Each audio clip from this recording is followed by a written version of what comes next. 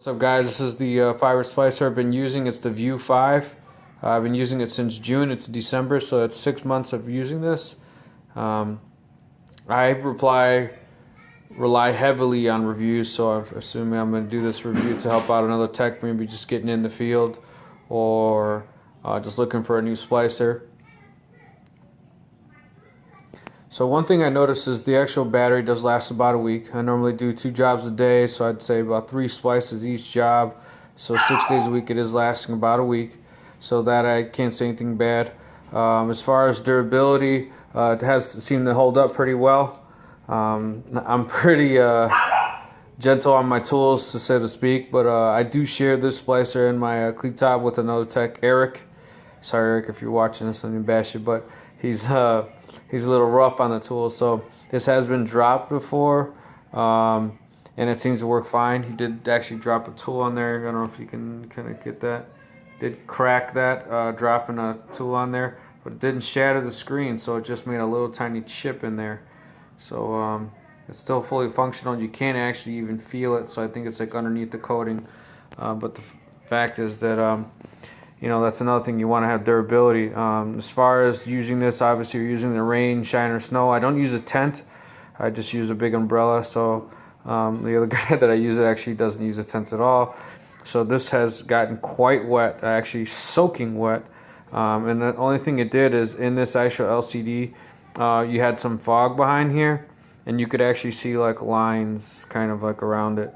But it still worked. So surprisingly enough, I was actually really upset because I thought he ruined it, and obviously they're very expensive. One thing I did also notice is you obviously want to keep this extremely clean as possible, but those, so you can see those in there, those lenses.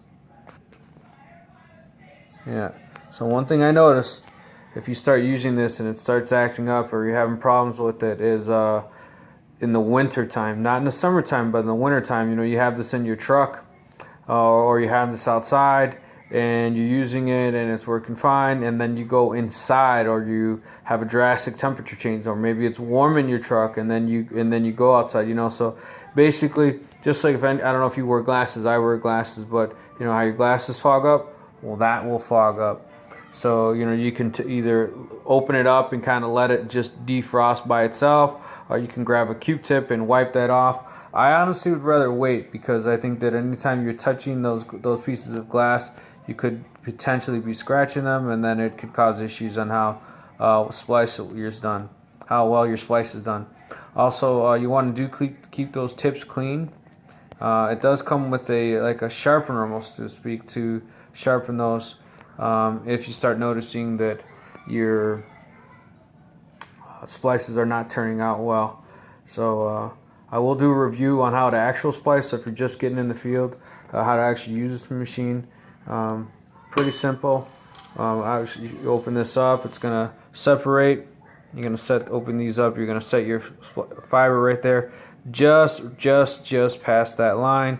Same thing on the other side, and then you're going to close her up, and it's going to auto-align, self-align. So some of these older guys in our older times, they used to have to do this manually. Now this is going to actually show you on the screen how it's auto, you know, leveling these and putting them together, so do your splice.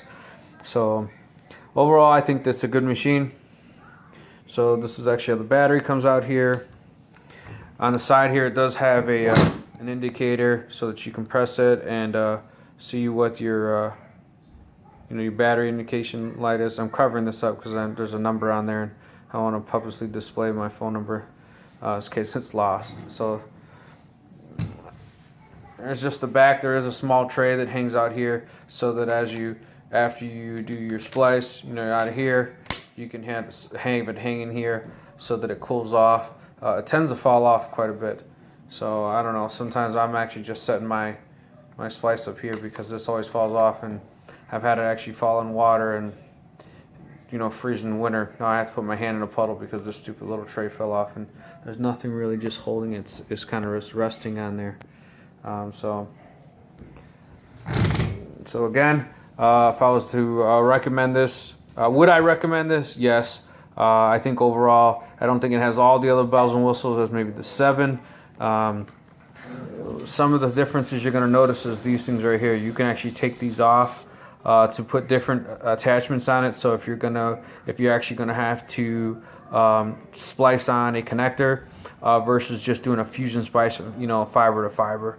So if you're not doing the connectors and you're just doing a fusion splice, fiber to fiber, I would say, go with the 5. Don't spend the extra money on some of the other ones. If you're gonna find yourself that you're having to do different types of connectors on the ends and things like that, then maybe an option or something to look into. But yeah, so yeah, there she is. So good luck, guys, if you're just starting off, and if you're just looking to upgrade your machine, I would say go for it, man. It's a good machine. Lasts pretty well, and like I said, no complaints. So thanks for watching. God bless.